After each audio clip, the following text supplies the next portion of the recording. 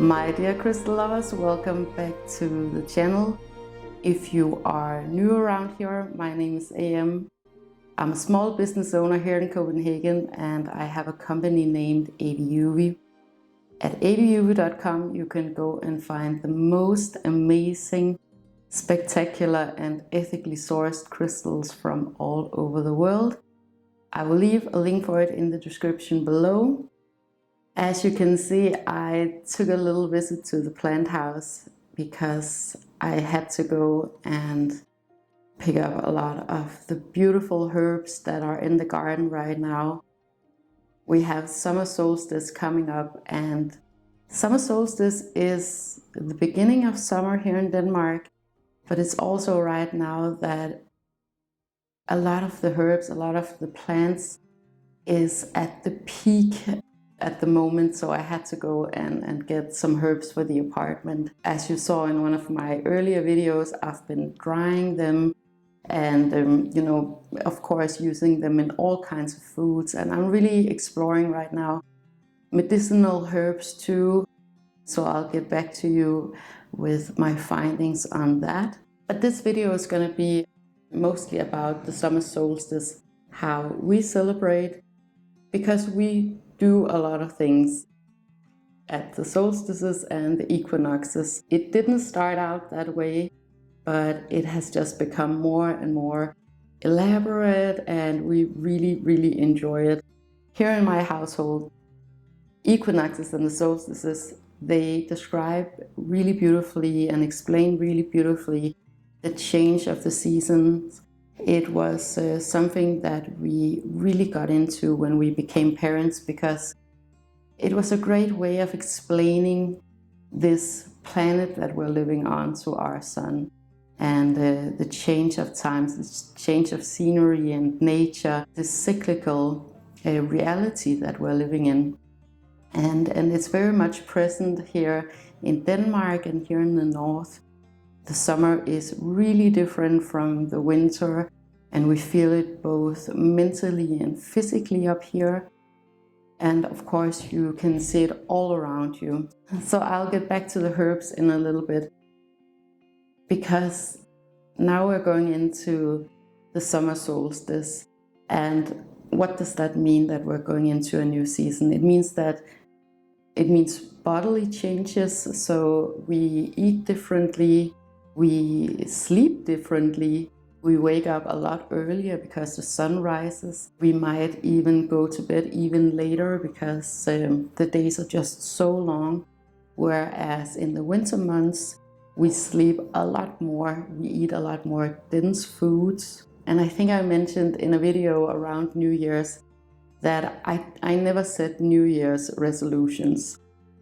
I always wait until the spring equinox, which is the real New Year's in my opinion. So I wait until that day to, for example, change my diet, to clean up my diet, because in December and January here in Denmark, it's just really not a good time, because you want to eat a lot of comfort food, whereas here in the spring and the summer months, you definitely want to make use of all of this beautiful food that nature provides for us. So it's a lot easier, and nature agrees with you at this time of year if you want to make some small changes, if you want to eat more green, for example.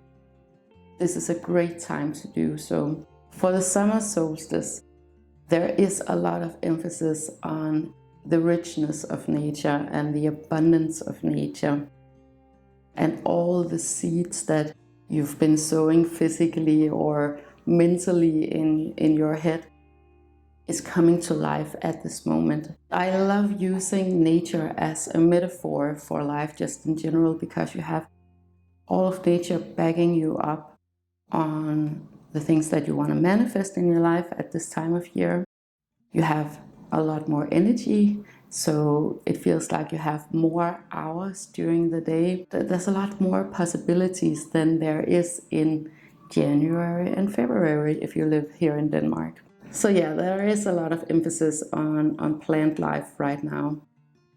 Another thing that we do on every solstice and every equinox is that we change out the wreath that we have on our front door. I did make a new wreath for our front door, and I'll show you a little clip of how I actually made this one. What we do with the wreaths is that by the end of every season, we give it back to nature. That means that we either burn it or we plant it. As you might have seen, that we sewed our linen wreath, Anka and I, and I'm really excited about that project because I had no idea if it would work. So now I'm just hoping that we're gonna get some nice materials to make a new linen wreath by the fall or the winter. What I have here are branches from a hazelnut bush that we have in the garden. I put them into water just overnight to soften them up, and I made this little device out of a cheap piece of plywood or something like that. I drew a perfect circle using a round tray, and then I hammered in some really long nails and just weaved these branches back and forth in between.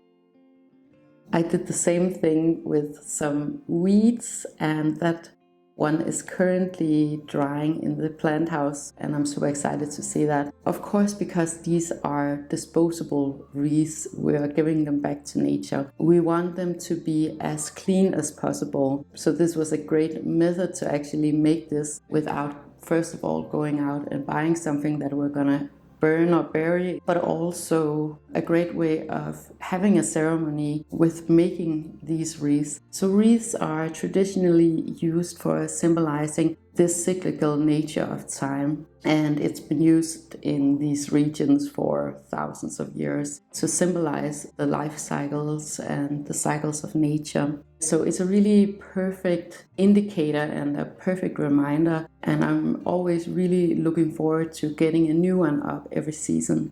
It doesn't have to be something really special. It's more like if it's special to you, if it's something that's unique to you.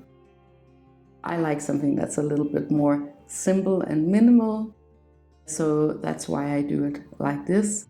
But you could of course do it in whatever way you feel like it. If you love a lot of flowers, for example, that would be nice for summer, of course. Every season I'm really mindful about what crystals I'm gonna work with the new season, what intentions I have for that new season coming up. So I spent quite a lot of time making clear to myself what I wanna let go of in the new season and what I wanna bring into the new season. And then I match up my crystals with the intentions that I have. Now, I've been working with a really beautiful clear quartz since the spring equinox, and I am definitely going to continue with that one.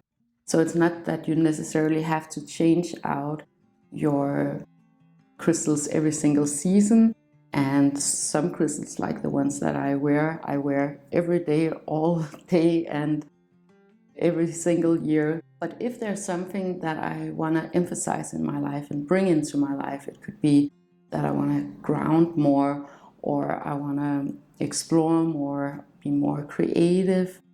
That's one of the intentions that I have for the summer season, is to do more creative work. Then I'll find a crystal that will match up with that intention. I place my crystals really strategically around in our apartment, so I'm always reminded of what my intentions are. It's really easy to forget in your everyday life, but crystals, for me at least, really is a wonderful tool to remind me of what I really want to prioritize in my life. And it's a beautiful, subtle way of doing it too. So yeah, I would definitely recommend working with crystals in that way. Sometimes I also add on a new piece of jewelry if I want to work with that season, so that's a nice thing to do too as well. I don't have any plans of doing it this year, but I still have time to do it if I find something really special. Another thing that we do is that we love visiting sacred sites in our neighborhood, or just here in Denmark. You know, Denmark is really small, but we do have a really rich culture and a rich history that goes back, I think, 14,000 or 15,000 years. So there's been people living here for thousands of years, and they were really reliant on nature, on the cycles of nature. Of course, they didn't have calendars or clocks, so they looked to the sun to see if we were going into the colder months or the warmer months, or what was going on, right? Back then you lived much more in harmony with nature, so you just knew it by heart. We go to these sacred sites, first of all, to honor these special days, but we also use it as an opportunity to show Anga the country that he's living in, the legacy that's here. And we're not nationalistic in any way, shape or form, but there is something really special about the place where your soul chose to incarnate, and connecting with that land, connecting with the living beings, with the materials, with the stones. The equinoxes and solstices are these perfect days of doing that. One of the things that I'm definitely planning for the summer solstice is to be really hands-on, for example, with nature, right? I find that very, very therapeutic. And I love having all of these different herbs and having them here in the apartment, because we are a little bit detached from nature, or pretty detached from nature here in Copenhagen. We don't have our feet on the ground. We do have kind of fresh air, but it's not, I mean, it's still city air, right? And I know Copenhagen is a pretty good city in terms of the environments and having trees and greenery all around. But we are still pretty disconnected up here on the 5th floor, right? Because I know that nature is really calming for me, both in the form of natural materials in our home, crystals of course, but also something like these beautiful herbs. That's definitely something that I want to emphasize here in the summer season. What I have here is I have tarragon that I'm going to dry out. I have mint. It's also a medicinal herb, of course, very relaxing and calming. I'm going to dry this out. This is actually just spinach over here. I have some oregano, some thyme, also medicinal herb. I have parsley. I don't think that I'm going to dry this one out though. And then I also have sage, because we have sage in the garden. And I use sage to make these bundles. Like this one. This one is pretty old, and I've been using this one. This is what I'm going to sage my apartment with here, maybe in the beginning of the season.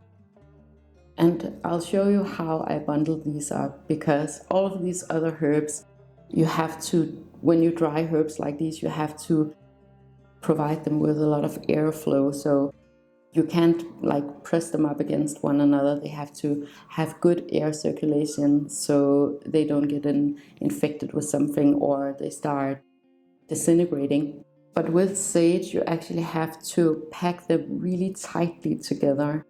So I'll show you the different methods in a little bit. So I just want to say thank you so much for watching this video. If you enjoyed it and you would like more of this type of content, make sure to like, share and subscribe. It helps me to know what you guys want me to talk about, and it also helps others to find this content if that is what they're looking for. And I wish you the most amazing day with so much love to you and to yours.